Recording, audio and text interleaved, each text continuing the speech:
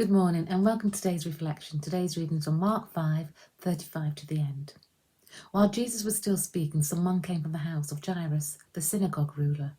"Your daughter is dead. Why bother the teacher anymore?"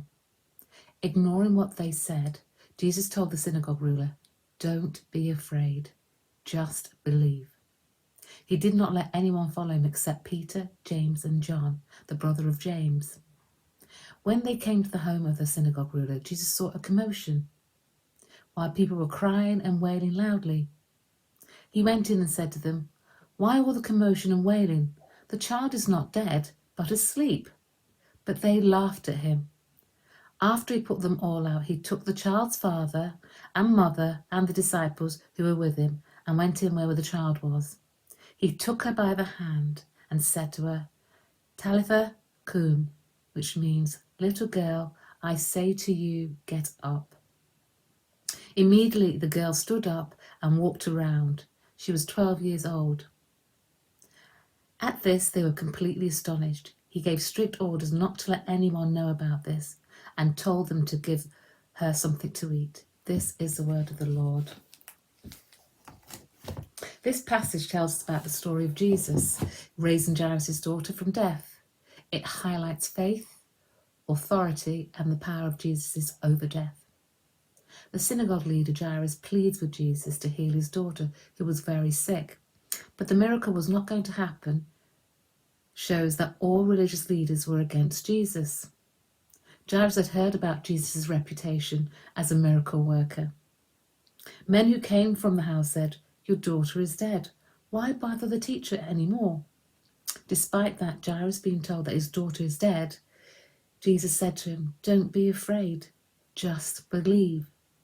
He's encouraged by Jesus and demonstrates his faith despite the sad news. Jesus takes Peter, James and John with him and no one else.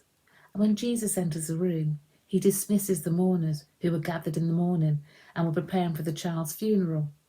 The crowd laughed when Jesus said the child was only sleeping and was not dead. Jesus heals by touch.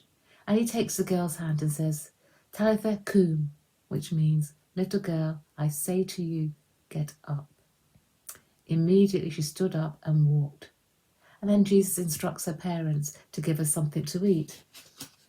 Some people might say in today's life that maybe she could have been in a diabetic coma, and that is why Jesus instructs that the parents give her food. Who really knows? But Jesus gives strict orders that no one should be told about the miracle that just had happened.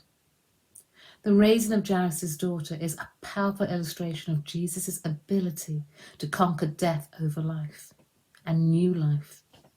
The passage tells us that even in the face of death, Jesus' power and authority are supreme. It helps us to remember how strong faith is, even when things in life seem so very lost or hopeless. God is always by our side. In our lives today, there are so many times when it is difficult to show great faith and trust in God. But what we should all remember, that our faith is built and strengthened by one test, when God proves himself faithful and worthy, that we can trust him over and over again. The will of God is the only way we should live our lives, and without faith, we cannot please God. God never calls us blindly to believe, just to believe deeper. Jairus was confident that Jesus could perform miracles and heal the sick, but he was not quite sure how he could raise the dead. Is there anything too hard for the Lord? And now for a short prayer. Dear Lord, I pray for healing and comfort for those in need. May you continue to give them strength and keep them strong. I pray that they learn to trust in you and have faith in you. Let them know, Lord, that you are always with them each and every day. Amen.